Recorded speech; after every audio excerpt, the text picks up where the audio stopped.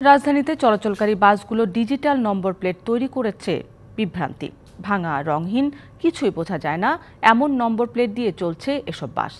Police বলছে এ ধরনের যানবাহন দুর্ঘটনা বা অপরাধে জড়িত থাকলে চিহ্নিত করা যায় না। এ নিয়ে পরিবহন সংশ্লিষ্টরা দিচ্ছেন মনগড়া ব্যাখ্যা।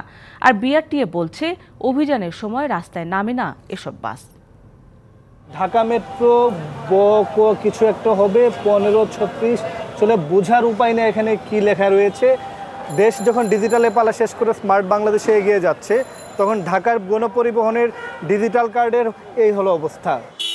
শুধু এটিই নয়, রাজধানীতে চলাচল করা বেশিরভাগ বাসের ডিজিটাল নম্বর প্লেটই বেহাল।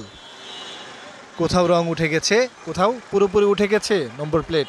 এই অবস্থাতেই রাস্তা দাপিয়ে বেড়াচ্ছে এসব বাস। একটা লোক পড়ে গেছে, ওর জন্য মহাজন কি আবেদন করছে। যখন ডেটও সে ফেল হয়ে যায় তখন তো নতুন নাম্বার প্লেট ওইখান থেকে আসছে। আর যদি রং টং উঠে যায় রং করে নেয়, সবাই রং করে নেয়। সাবান নিয়ে রং করে তারপরে বিআরটিতে নিয়ে কাজ করুন, কাগজপাতি করে। পুলিশ বলছে প্রায় সময়ই দুর্ঘটনার পরপর দ্রুত পালিয়ে যায় বাস। আর নম্বর প্লেট পরিষ্কার না থাকায় সিসি ক্যামেরার ফুটেজ দেখেও চিহ্নিত করা যায় না। এটা অবশ্যই কষ্টকর হয়ে যায়। এটা তো আমি এই জন্য মেসিং করে নিলাম, যেগুলো পাই আমরা সেগুলো দেশে ব্যবস্থা নিই, নিয়মিত ব্যবস্থা নিই আর কি। একমাত্র ওয়ালটন এসি দিচ্ছে 1 বছরের রিপ্লেসমেন্ট গ্যারান্টি এবং কম্প্রেসারের 10 বছরের গ্যারান্টি।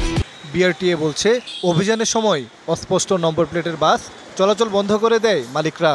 হয়তো দেখা গেল যে মোবাইল কোডে আছে, এখানে রুটটা চেঞ্জ করে চলে গেল। যেই কজন আমাদের মেইশেড আছে, আমার তাদেরকে নির্দেশনা দেওয়া আছে কোনো একটা জায়গায় স্পেসিফিক জায়গায় মোবাইল কোড করবে না।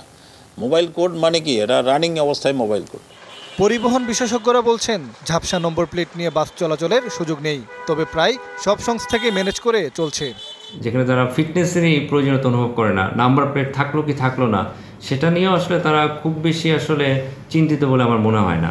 তো আমরা প্রযুক্তির ব্যবহার বাড়াচ্ছি, এআই বেস টেকনোলজির কথা বলছি, ক্যামেরা দিয়ে আমরা ডিটেক্ট করব, কিন্তু নাম্বার প্লেট যদি আসলে রিডেবল না হয় তাহলে তো ডিটেকশন করার কোনো উপায় থাকবে না। রাজনৈতিক শক্তি ব্যবহার করেও অনেকে এসব বাস চালাচ্ছেন বলেও মত এ বিশেষজ্ঞের। মোহন ইসলাম, ডিবিসি নিউজ, ঢাকা।